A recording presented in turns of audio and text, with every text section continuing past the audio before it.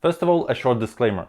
This is one of 3 videos where I test the MagSafe Powerbanks. This one is focused on iPhone 12 mini, but the other 2 feature the iPhone 12 and 12 Pro and iPhone 12 Pro Max. The links are in the description. Choose a video that applies to your model, or feel free to watch all 3 videos, but keep in mind that I reuse some footage, so you may see some repeating parts.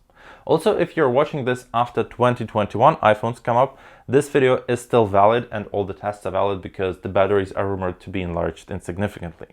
Oh, and also this video is brought to you by me. All the devices in this video either belong to me or to my friends, so you're the one who makes the final decision. It's Alex here, welcome to the Geeks Table, let's get started. So today we shall be testing MagSafe Powerbanks, and the reason why we do it is here. Apple released its own MagSafe battery pack, so it kind of confirmed that this form factor can be a thing. The power banks that we're testing today are the following: Anker PowerCore 5K, Enforcer Magnetic Power Bank, Jiga Portable Charger, Apple MagSafe Battery Pack, and Hyperjuice Magnetic Wireless Battery Pack. Enforcer and Jiga are basically OEM devices, so you might see them under different brands or labels, so just remember them visually. iPhone 12 mini is probably the iPhone that needs such a power bank more than any other model.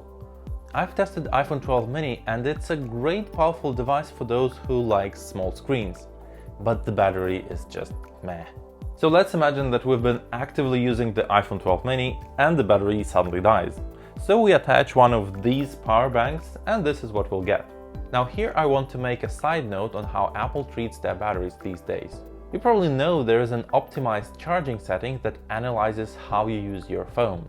It charges the phone to 80%, but then adjusts the charging speed to provide you the maximum when you'll actually need it. But if you turn it off, it won't charge in a linear way.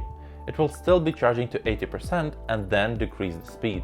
Because Apple is smart and it doesn't want the batteries to explode. So if we get into more detail, we'll notice how dramatic is the difference in time between 0% at 80% and between 80% and 100%.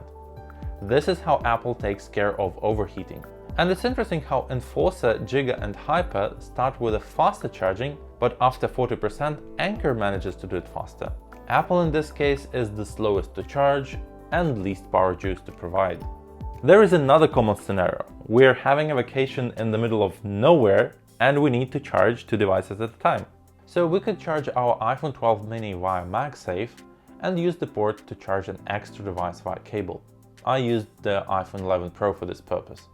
Anker simply disables the USB-C output once you connect the device via MagSafe, so it won't charge 2 devices at a time. Enforcer is capable of doing so, but it gives a priority to the cable connection and gives just a tiny bit of energy to the MagSafe.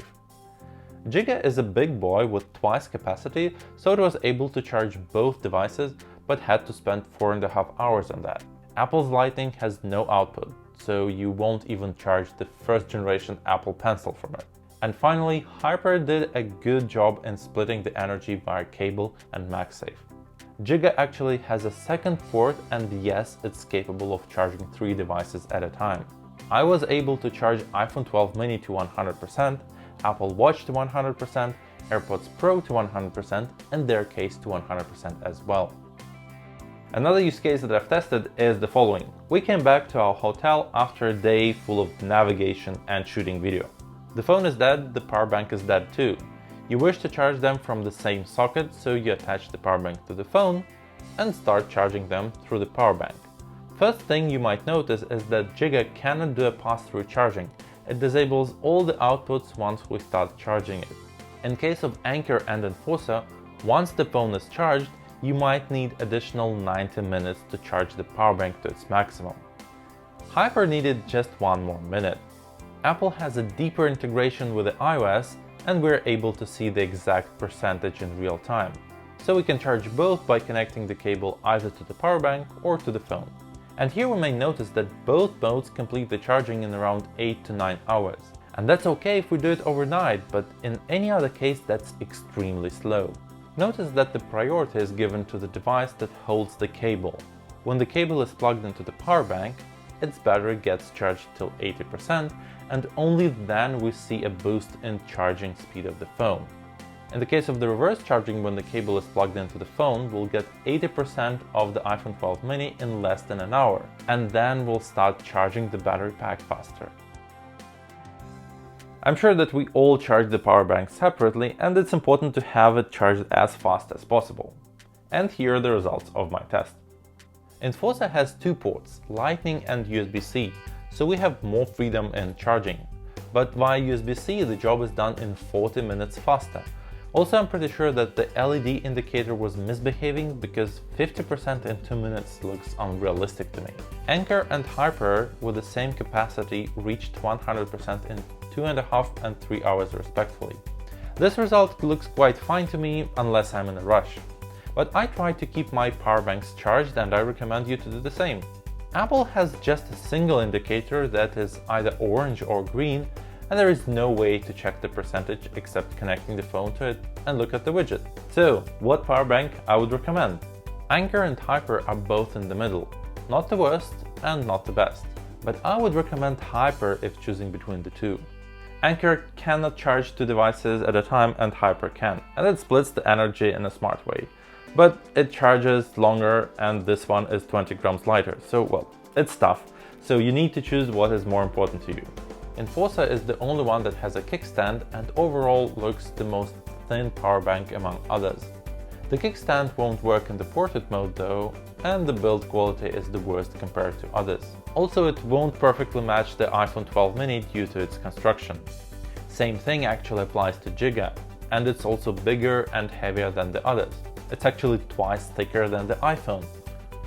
But this would be the perfect solution if you use your iPhone 12 mini heavily, because it will have your battery fully covered once and probably twice. Apple's MagSafe Powerbank is really hard to recommend. Its capacity is small, its charging speed is slow, its price tag is high. Basically, you should buy it only if you don't trust the third-party power banks, you need a deeper iOS integration, and you need an Apple logo on the back. So, that will be it from me. I hope this video was useful for you and you'll make the right choice. Please let me know in the comments which power bank would you get. It's been Alex, and see you at the Geeks table. Bye bye.